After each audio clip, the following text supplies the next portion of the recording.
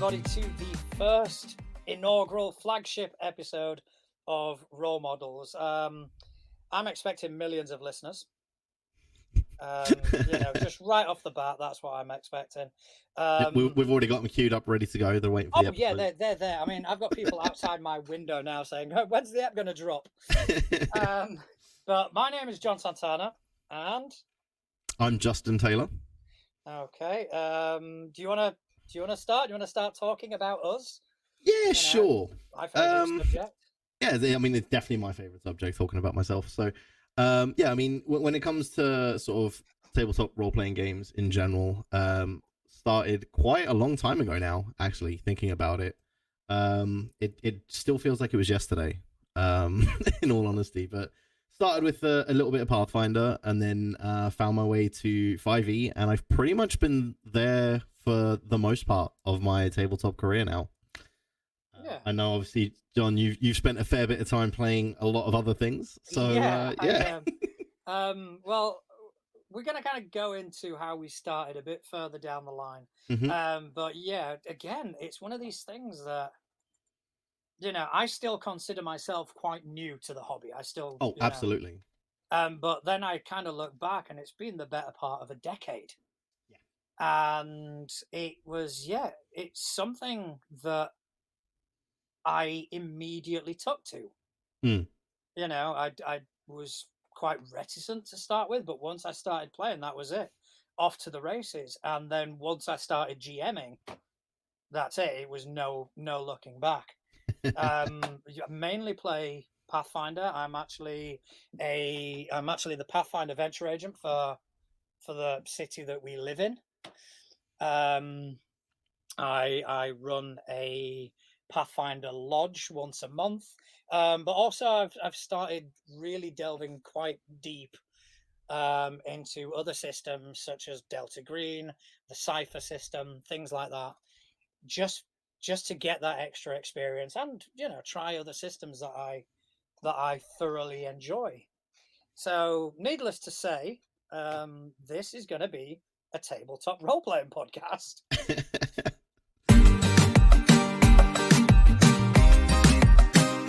We do. Well, thank you for the vote of confidence. And the first question that I think is going to be on everybody's mind is, what the fuck were you thinking? Well, that's actually a very easy question to answer. Lots of alcohol. Funny enough, no. It happened to be at my sister's birthday in 2015, April 2015, where I met you, Justin. Yes. And we started talking about magic and things like that, and we touched on role-playing, and you said to me, I'm interested in role-playing, and I went, I have a quest for thee. Bring me more players, and I shall grant one's request and wish. And you so did, I did. And it all happened. I mean, to be honest, my recollection of all of that is somewhat hazy.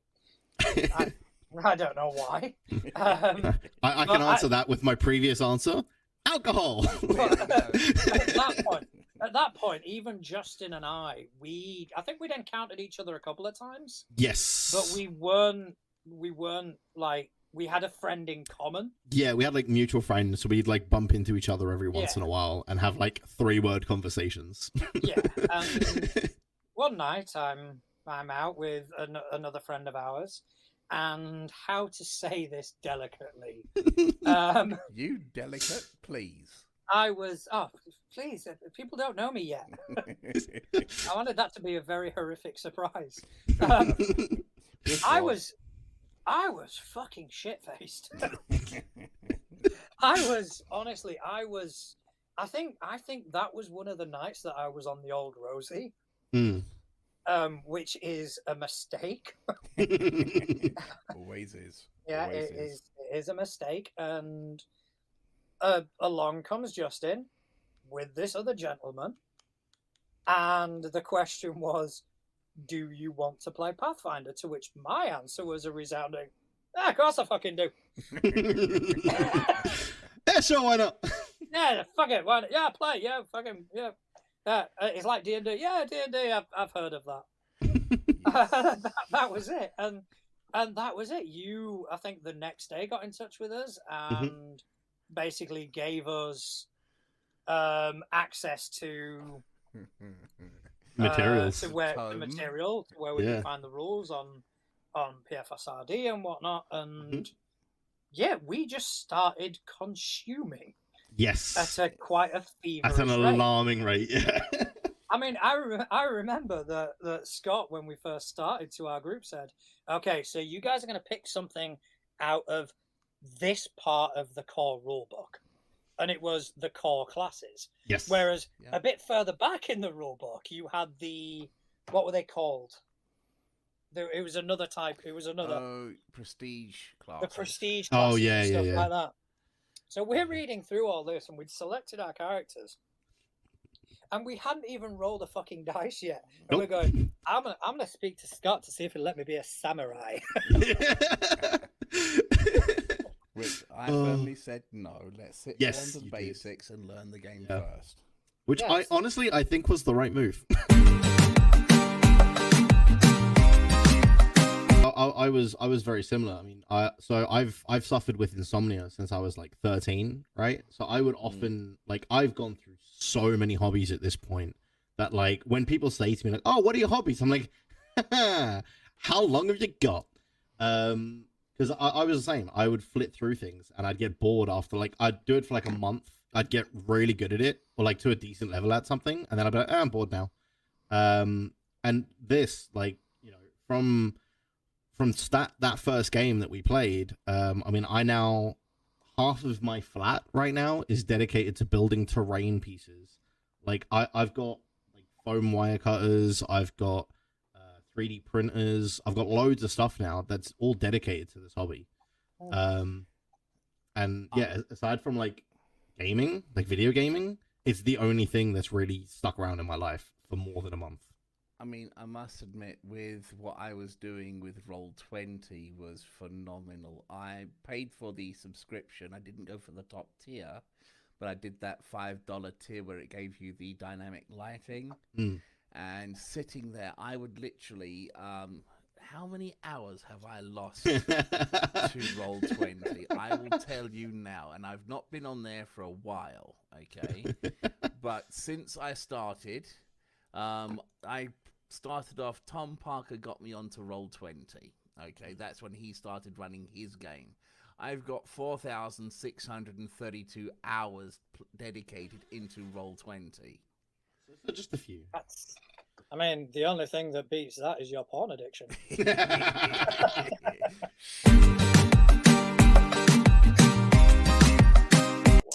See, like that's the thing. I die a lot. Like I die a lot. I mean, you know this, but that's because dice hate. Dice hate me. It's no secret, right? Rolling against me, you'll roll more nat 20s than you've ever rolled in your life. If I'm rolling against you, I'll roll more nat 1s than you've ever seen in your life. And yes, before anyone says, "Oh, you've never seen Will Wheaton roll," I have seen Will Wheaton roll. I make Will Wheaton look like a god. I've put it on the internet now. It's out there. Challenge me. I swear to God. I don't think that's something anybody wants to win. It's my only thing. It's all I've got. Yeah, I mean, come on, Will Wheaton. You've got the next generation. Justin has nothing. I've got nothing. All right? The only thing I've achieved in my life is that I roll worse than you. Let me have this. Yeah, I mean, come on, Will. You've got Stand By Me. Poor Justin has got 2 3D printers. So, you and I have got a bit of housekeeping to do, don't we? Yes. We have some official business to attend to. Yes. And that is because when we came up with the concept, I say concept like we had any of this planned. When we came up with this harebrained idea to talk on the internet for an hour, we went back and forth. We kind of discussed ideas about what we could call it and this and the other. And we eventually landed on the name Role Models, which we both 100% loved. And neither of us went, should we check? We should look at that. Yeah, should we check? Should we actually check if that's been taken at any point? And no. We just went with it. We rolled with it. Yeah, I hate myself for that. But we just did. We put it out there, and it was somebody in the Obsidian community. Anybody who's part of the Obsidian community knows Josh. He is one of the flag bearers of the entire community. He just kind of posted a screenshot of his podcatcher app, and it's like, yeah, you may want to rethink the name. There's about 7 different podcasts, all relating to tabletop role playing, called role models. Yes. So yeah, we are not as creative as we thought. And we didn't think we were creative at all. So imagine how bad we feel. Right. And to be honest, I did have a look at some of these other podcasts. They haven't been very active for a while, but the fact of the matter is they have still got content out there. They've still got episodes on these services, and I don't think they want to be associated with the likes of us. I wouldn't blame them. No, nor would I. I wouldn't hang out with me. So we decided that instead of having a private meeting, as it were, to come up with a new name, we'd do it here in the podcast, which I'm sure is going to be entertaining listening to all. So what we did is we decided we'd come up with a few ideas each, and we'd spitball and see what we came up with. How many have you got? I'm gonna be honest. I just went through my list and I hate almost all of them. They seemed like a really good idea when I wrote them down, and then I've just gone through them, and there's like it's basically the 2 I sent you are the only 2 that I still like. Well, I mean, I've got a few. I think yes, 3, 6, 9, 12, 14. I've got. All right. I'm gonna be completely honest. I don't love all of them. In fact, I downright hate some of them. However, there are, they are there to hopefully provide us with some spark of insight, and maybe help land on a name that we both agree upon. However, that being said, I do believe I've got the one. Oh. Yeah, this is one. Well, let's do that one last then. Yeah, well, that one's going last. Yeah. I'm not going to lie that when I came up with this, I was at work. And I had to leave the room because I was laughing so much. Oh, okay, that bodes well. And I know your sense of humor. You do. And I think you are going to love it. Oh, I'm excited. Yeah, I'm excited for that one. But that is the last one. That is the one I'm going to kind of go, boom, this is what I think. I'm going to give you the 3 that I am kind of most happy with. Okay. As my contributions, and then we'll go through your 14, because honestly, the others, just no. So one of us has been doing his homework for the show, while the other one has been making a digital tabletop. Yes. Hey, I was still making content, all right? Just different kind of content. It's good to see where your priorities are. Yes, my table and my players. Okay, so yeah, let's hear your 3. Let's do this. We've got the 2 that I sent you, which was before we decided to do this on the podcast, which was I had 2 guys, 1 dice. Because why not? And of my 3, this next one is my favorite, which is Knights of the Round Tabletop. Okay. And then the final one, it goes back to an idea that from when we first started this, one of the names that we kind of went with, which is kind of a play on things, which is D&D with J&J. Okay, all right. I think there may be something there. Okay, so I'm going to first address the glaring issue that is 2 guys, 1 dice. I'm hoping that not a lot of people remember a particular internet video that was named something quite similar. And honestly, I just can't think of anything else right now. Exactly. That's not a good thing. If it's in my head, which with the way my brain works, you know it is. Yeah.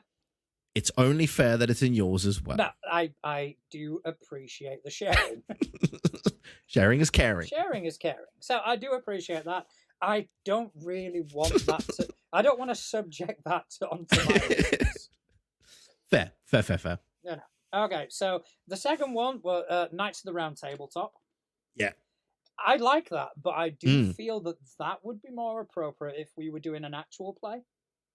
Yeah, that's what I think. I think as well. Yeah. I think it would be a really good name for maybe like a campaign or something. Yeah, if I don't know, who knows where this is going to take us. Maybe at some point we do actually decide to branch out and do a couple of then Knights of the Round Tabletop is ours, so nobody knows that, okay? We got dibs. We got dibs on the Knights of the Round Tabletop. And then the other one, D&D and J&J. D&D with J&J. The only issue with that is, I think, where we kind of decided to talk about tabletop role playing as a whole. Yeah, it's a bit narrow. We kind of go into that niche of it's D&D. Yeah. So but they are good suggestions. You want to hear some of mine? Yes. All right, so mine, although I've got 14, they are, a lot of them kind of are plays on the same concept. Okay. All right, so like for example, the first one was, the first concept I had was taking the word wisdom and transform it into whiz dump. So you've got all the plays, all the idioms that come from that, like conventional wisdom or words of wisdom. Which, I mean, I don't hate words of wisdom. I don't think I've got any more wisdom-based ones. One that I found hilarious, which I don't think we'll ever use. Actually, two I found hilarious. One was I charisma. That's pretty good. I did enjoy that. And the other one was table spanners. Okay. As a play of table manners. Yeah. For those of you who are outside the UK, you can call somebody a spanner as an insult. So it's a pretty good insult as well. It because is. It's like it's offensive enough where they're like, "Wow, how dare you?" But it's not offensive enough they can do anything about it. Yeah, you're basically calling someone a tool. So yeah. All right, so I did enjoy them. Okay, so other ones that I had were making a play on the rhyming sort of relationship between the word souls and roles. Okay. So there was a whole bunch of them, like rollmates, which already checked, taken. Yeah. All right. Yeah, it sounds about right. Yeah. Immortal roles, gentle roles, lost roles. You get the point. Yeah. So they were. I wasn't massively Roll Brothers, but not a massive fan of any of them. I did think Humble Fumble. Nice. I like that one. Odd, but again, taken. Yeah. All the ones I liked, I checked, except for my favourite one. My favourite is not taken. So there's a bonus. That's good. The other one was Double Fumble. Yeah. I don't know if that's taken. Then there was a name that I've kind of used for my Discord server, which is Dice Hard. Yes. And all the play, like A Good Day to Dice Hard or Dice Hard with a Vengeance, etc., etc. All of the Die Hard movie titles. Yeah, basically. So we've gone through all that. One I just threw in there because just to get to 14, I guess. And I hate it, was Fumble Rap. That's so bad. I absolutely fucking hate that. I do. But at the same time, Oh my god. it makes me laugh every time. All right, so then there was Britcrit, but I'm not British by birth, so that kind of defeats Yeah, me the neither. point. Then there was Crit in it, Unfit Crit, and then I think it's onto my favourite. Okay. It is onto the one that I've kind of gone through, and every time I look at it, I kind of go, "This has to be it. This has to be the answer that we are searching for." It's not taken. Is that it? It's not taken. It's yeah. That's the only requirement. We just don't want anything that's taken. Yeah, it's not taken. Well, that is a big part. It's not taken. So, it's not Liam Neeson. but also it is a glorious pun. Always a winner. Always a winner. Always a winner. Yeah. And I just think it fits our brand and our sense of humor perfectly. And I'm actually scared I'm overselling this, but I'm going to go ahead. I'm going to go for this. You're lucky you haven't got me on camera because I'm trying to do this with a straight face, and I'm really struggling. Failing miserably. Yep. Okay. I can hear it. I can hear it in your voice. Are you ready for this? I'm as ready as I will ever be. Okay. Too legit to crit.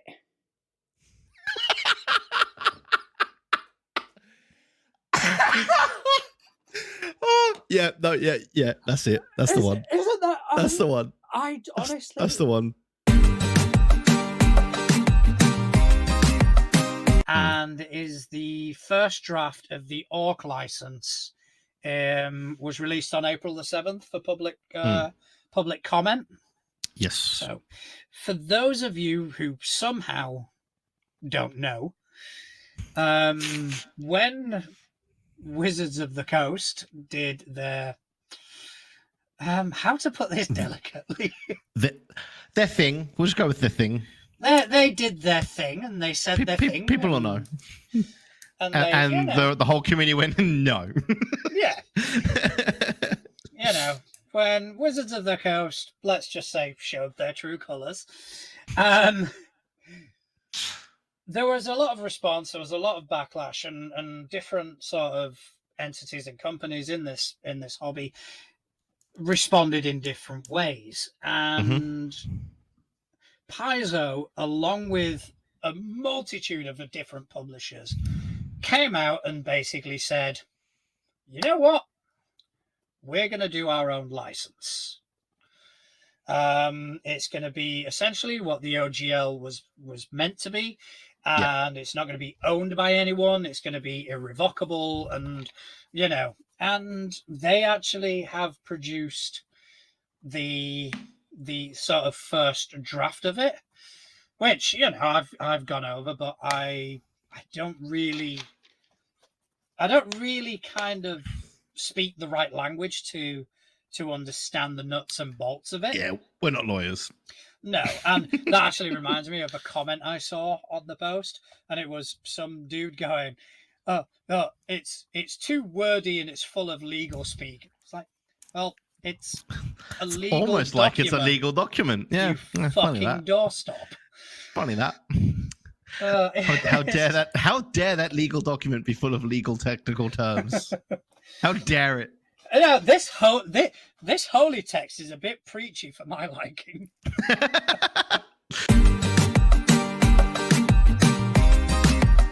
Was it Cobalt Press? Yes. Big player in this industry. Yes.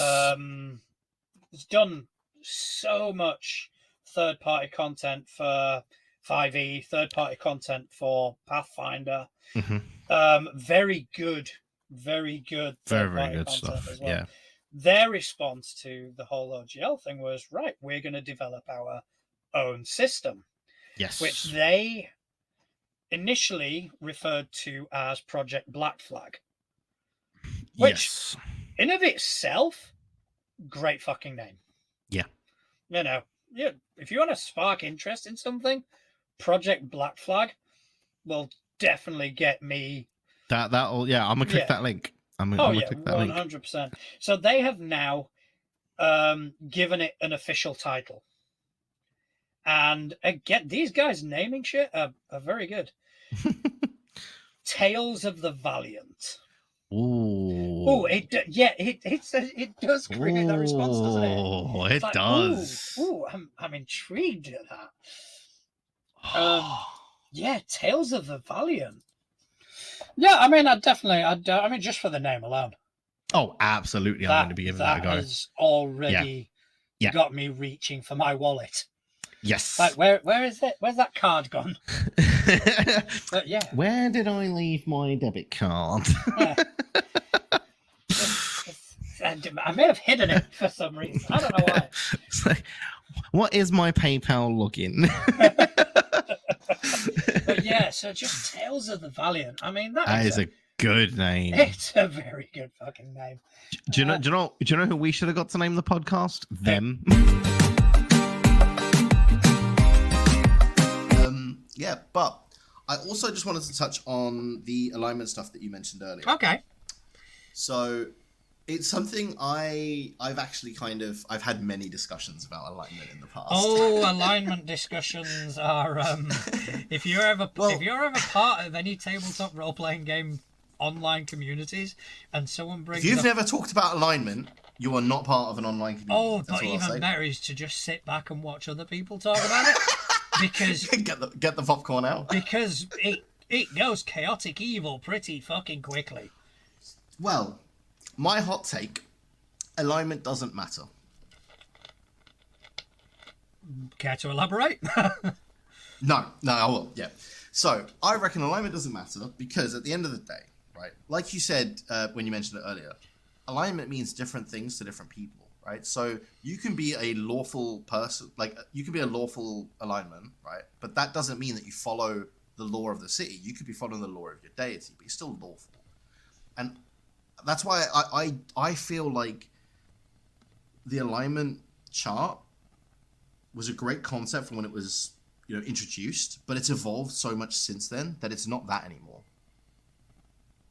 And I think I agree with what Pathfinder are doing by getting rid of it and just saying, what your deity likes and doesn't like, these actions will do you well, these actions won't, is much better because that's the things that I need to know as a player, right? Because I, as a player, I understand the concept of a lawful good paladin and a lawful evil character, right? They're not following the same laws because if you're following the laws of the land, which are generally for the good of the people in the land, right? I say generally, it's not always, right? Then you can't inherently be evil because you're following laws that are good, right? So that lawful doesn't mean the same thing. But then having that breakdown of, okay, well, I worship this deity, so I base my life on them, and they would reward these behaviors. Well, then that's what your lawful means, is you do those behaviors.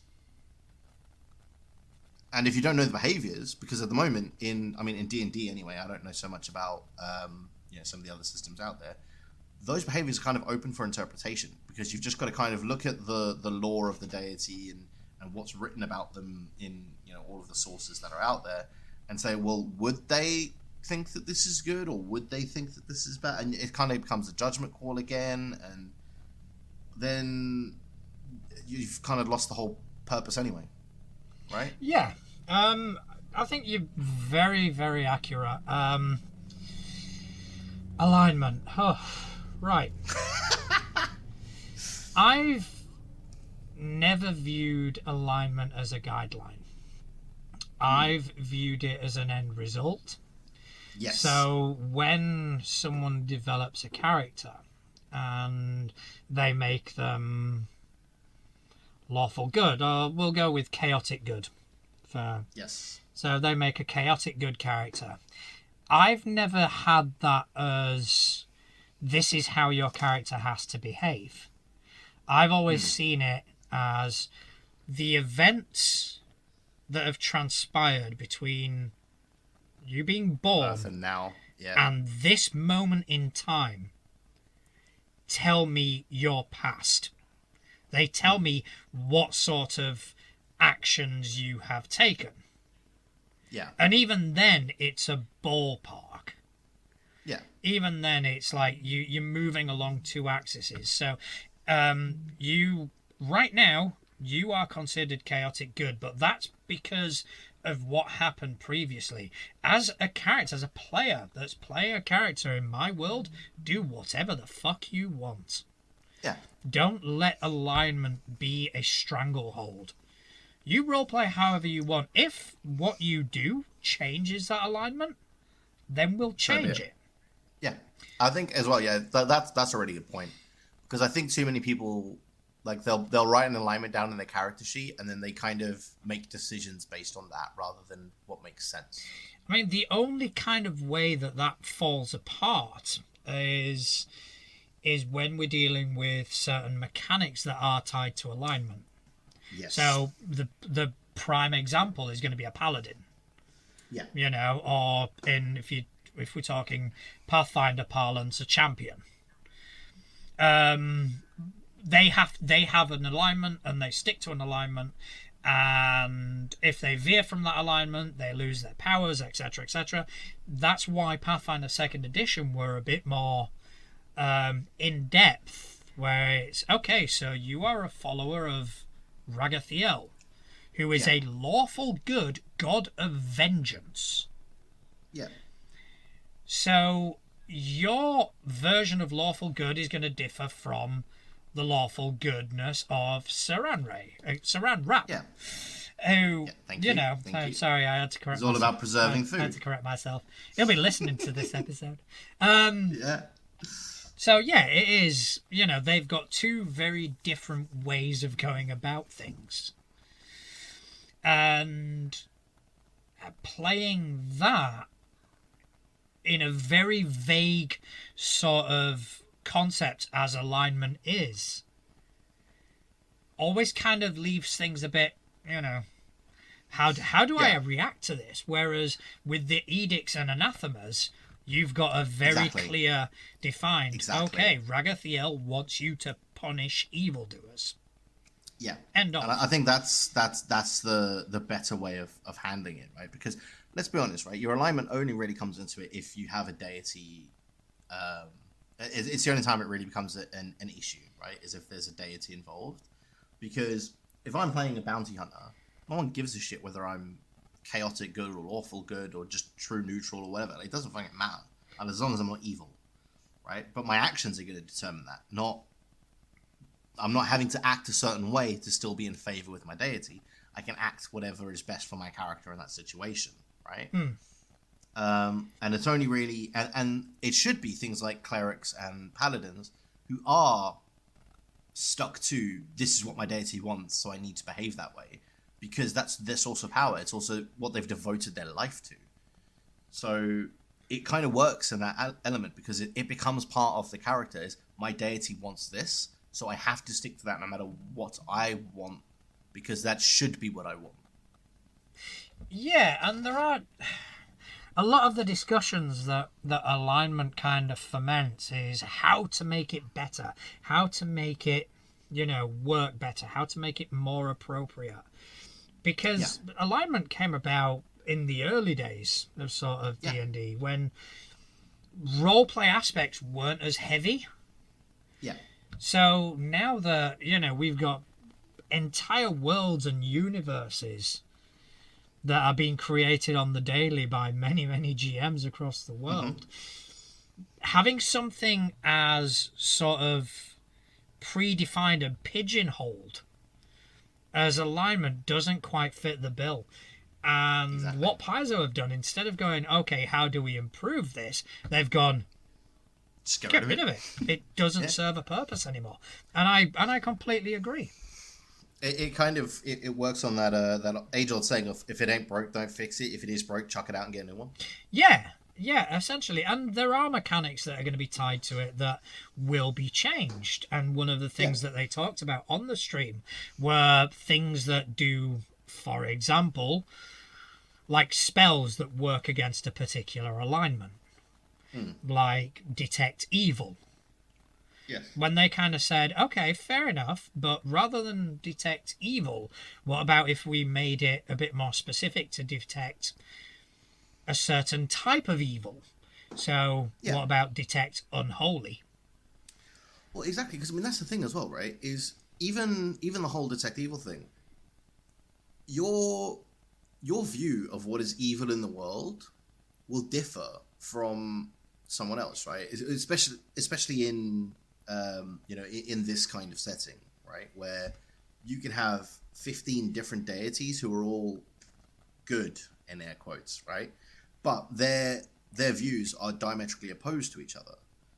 So like one could be like you mentioned earlier, right? That lawful good deity of vengeance. But you can also have a lawful good deity who thinks that vengeance is a horrific thing and shouldn't be done. So to that deity who thinks vengeance is bad, that lawful good deity of vengeance will appear evil because they believe in vengeance. I was just about to kind of touch on that as well. Yeah. I'm the sort of person, and this is going to be no surprise to you, that whenever I watch a movie, I always, to some extent, Agree with the bad guy. agree with the bad guy, barring, I'm the same. can I just say, barring World War II documentaries, all right? Oh yeah, obviously. But yeah, a lot of the times, Obviously. you know, Thanos snaps his fingers and I kind of go, yep, that sounds about right to me. Hey, it solved the problem. It solved the if we can problem. only feed half the population of the universe, get rid of the other half. Job done. So, as a result of that, when I create a villain in my games, I make it so that their motives are at the very least, debatable. Yeah. You know, I did one where it was in a city that was populated by a lot of adventurers passing through. So what this villain would do, he would put out fake bounties and fake quests that these heroes would then follow and go into a very dangerous area where they would then be killed. And he would come along and he would steal the items and then sell them for profit. I mean, yes, it's just good business. it is an evil act, let's be honest, but at the same time, his logic was, Nobody forced them to go there. yeah, nobody forced these people to do this. Yeah. No. I just put out a rumor. So, yes, the party never fell for that one and killed him instantly. Ah. But that's the sort of they're the sort of villains I create. I create villains where there is at least a discussion amongst the party where they kind of go, "Is it that bad though?" It's also it's you know the whole POV thing, right? Like if you look at Star Wars, because let's be honest, okay, Star Wars as a universe is a universe most people are going to be familiar with. Right, what's Star Wars? The Emperor doesn't consider himself evil, right? He genuinely believes what he's doing is best for the universe, the galaxy as a whole. So to him, he's not evil, and the rebellion are the evil ones in his mind, yeah, right? And that's why I think alignment doesn't work, because it's all based on your point of view. So having a hard and fast, this is good, this is bad, just doesn't work, because it all comes down to point of view. Yeah, that's it. And it is a sliding scale. And to kind of have characters fall into one of those 9 sort of blocks, it just doesn't do them justice. No. And then we get onto the more problematic topics of entire ancestries being considered evil. Yes. Which, they're both Pathfinder and D&D have addressed to some really weird outroar, may I kind of add. If you're the sort of person that gets fucked off by, not all orcs being evil, fucking take a look at your priorities. Just saying. Yeah. But anyway, beside the point. So that is something that has already kind of been dealt with and abolished. So, there is no real reason for it anymore. Yeah, it doesn't really pose any benefit to existing still. No. So yeah, I mean, and most DMs that I've played with anyway don't even really use it. I don't believe I've encountered players who use it, Yeah, and oh well, I'm chaotic good. This is what I'll do, sort of thing. And don't be that player. yeah. Don't be that guy. Don't be that guy. That's a guy. shitty way of playing a game. Because I mean, yeah, I've had it where we were playing like an evil campaign, and some of the players took evil to mean a completely different thing to what me and a couple of the other players took it to mean. It's like half the party were taking evil as you're just out for yourself, right? Fuck the world, fuck everyone else, fuck that guy next to you. As long as I come out better, I'm happy, right? Which to me, that's quite an evil way of looking at the world. Quite selfish. But they took it as they're just going to murder anything and everything in front of them, some of the other players. Which, yes, is evil, but also not really the same thing. But I mean, that argument kind of also applies to Goes to good. Yeah, exactly. We had something in our game where I had a crime lord who was running his operation out of a building on the docks. Yeah. So the party needed to speak to him. So they initially tried to infiltrate stealthily. Didn't quite work due to some unfortunate rolls. Yeah. And it kind of all kicked off, and there was this big sort of combat.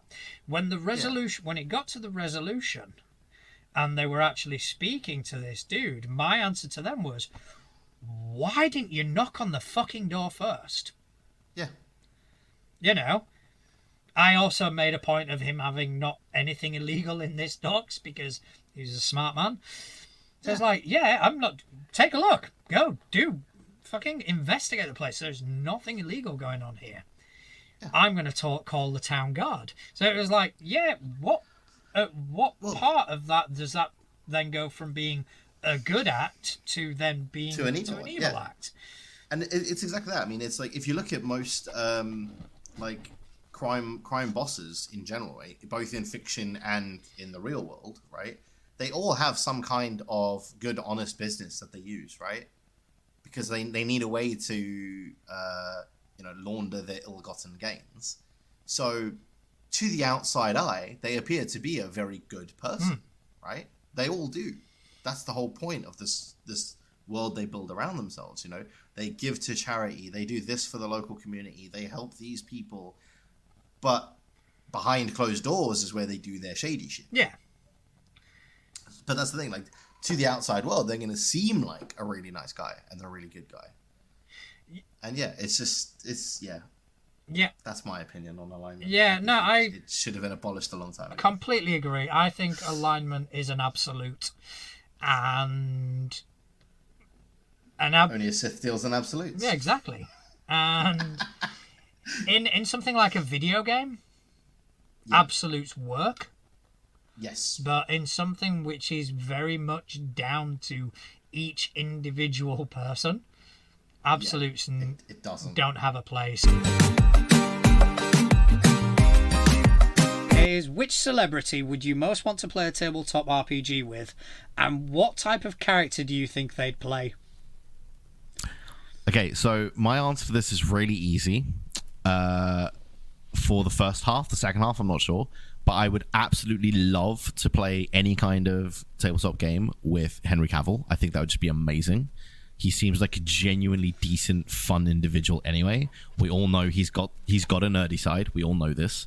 And I just think it would be a really cool experience. So that would be my choice. I know there are a lot of celebrities who do play D&D, like openly.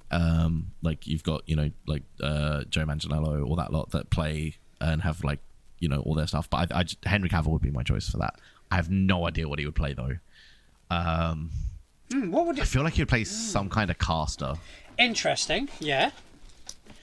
That's just my feeling on it, because obviously he in all of his in his films he was always playing the big tough guy. Yeah. So I think he would want to maybe get away from that when he was role playing, and he would want to play something like a bit squishier, but So I think he would go caster just to have that offset, you know. Yeah, possibly. I mean, yeah, Henry Cavill is a good choice. I mean, we know he's played a paladin-esque sort of character in the form of Superman. Yeah. Obviously, The Witcher. The Witcher, as well. which is probably more, obviously a fighter with some sort of magical influence. That'd be easy to build in second edition. It'd be very easy to build in 5e as well. So I was thinking, and I think we can go back and forth on this because I kind of wanted to stay away from the known role players. Yeah. For me that was too easy of an answer. Like your Joe Manganiello's, Vin Diesel's, Big Show. Yeah, exactly. Tom Morello, apparently. Yes. Yeah, Joe Manganiello put a picture up of his table, his 9 fucking players. Yeah. Vince Vaughn was there. Yeah, dude, like, have you seen his table, though? That custom table he had made? Is that the new one from Wormwood? Yeah. It looks nice. Beautiful. Very nice Beautiful table. tables. So I kind of wanted to stray away from that because I feel like, those are the given answers. The obvious, yeah. One person I thought of that would be fucking epic to have at the table, Gary Oldman. Oh, yes. And he would play Yes. whatever the fuck he wanted to. At once. He'd play everything at once. We talk Yeah, about that would be a power good games. one. What about a power role player? Dude, that would actually be pretty cool, I think. Yeah. I think I'd like to see him in a role that was quite not necessarily evil, but not squeaky clean. Something with a bit of gravitas. A bit of that kind of moral ambiguity, shall we say. Maybe a rogue then.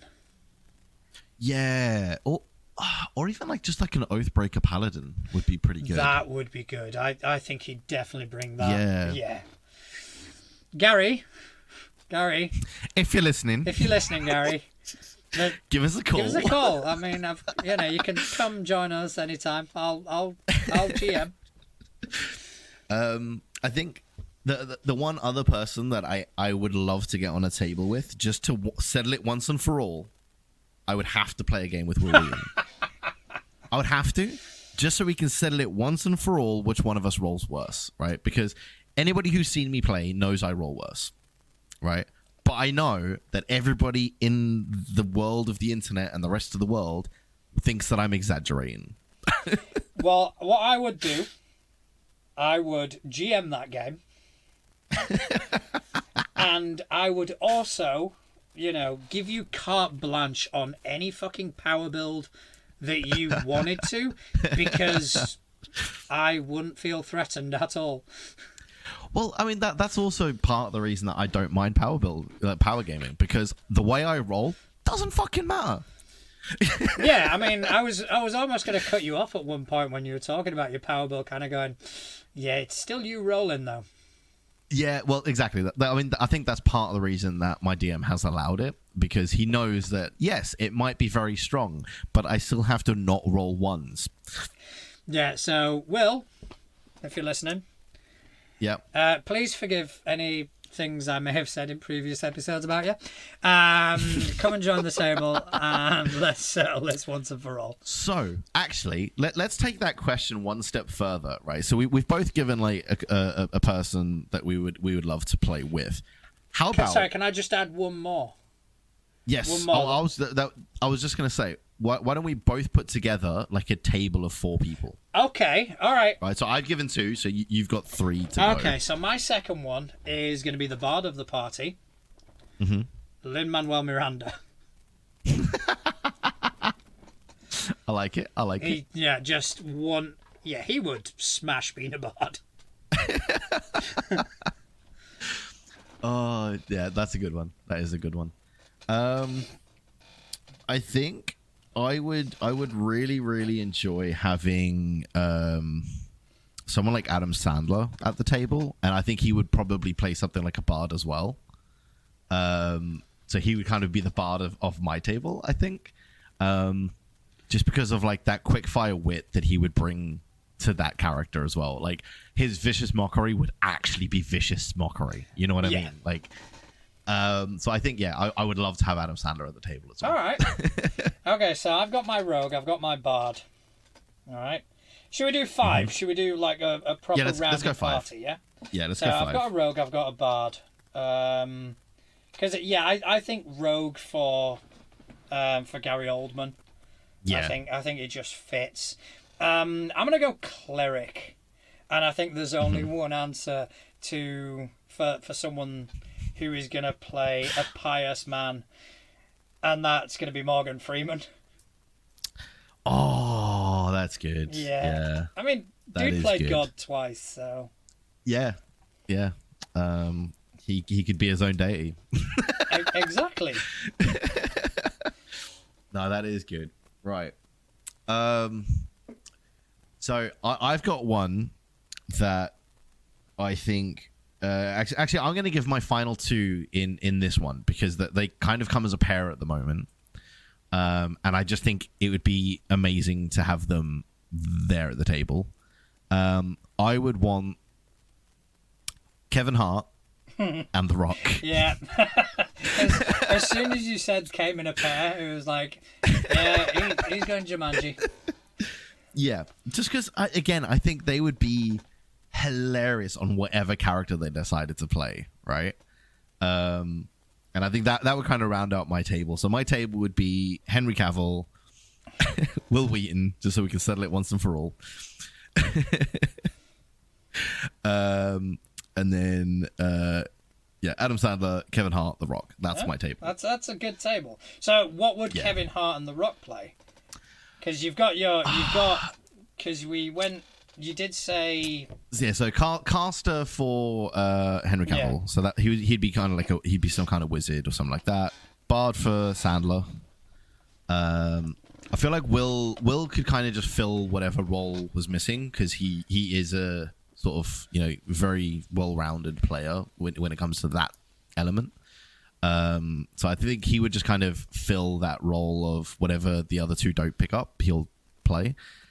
I feel like I could see Kevin and Dwayne doing what they do, kind of like what happened in the Jumanji film, where they're playing like the opposite of themselves, if that makes sense. So like Kevin would be playing like the big butch character, like a paladin or something like that, and then Dwayne would play something really sort of like a rogue, like he would be the rogue, I think. Okay.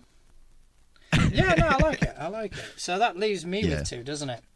So, yes. And it leaves me with 2 party roles, because obviously I need a frontliner. Yes. Frontliner fighter, and I obviously need some sort of caster, maybe wizard or sorcerer. Mm-hmm. Oof. Yeah, this isn't going to be easy. But I feel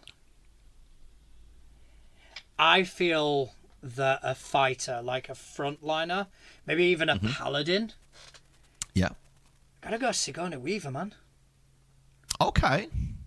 I just think she's gonna bring that sort of level of Ripley-ness to the role that it's like, yeah, all right, I can see her as a fighter. Yeah, I get that. Yeah. And then bringing up the last sort of position as either a wizard or a sorcerer.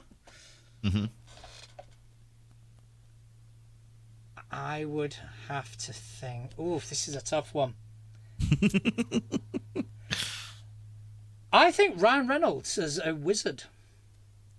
Really? You wouldn't have Ryan Reynolds as a bard? No, fuck it. Ryan Reynolds as a wizard. Really? Yeah, as a I know everything more than you.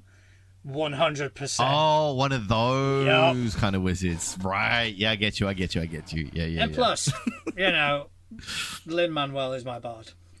Yeah, no, yeah. That's fair. But yeah, so I think that kind of that is 2 really, really good tables that I would enjoy playing. That would if be I'm completely honest. That would be a ton of fucking fun. And not only that, I think we have answered that question in spades.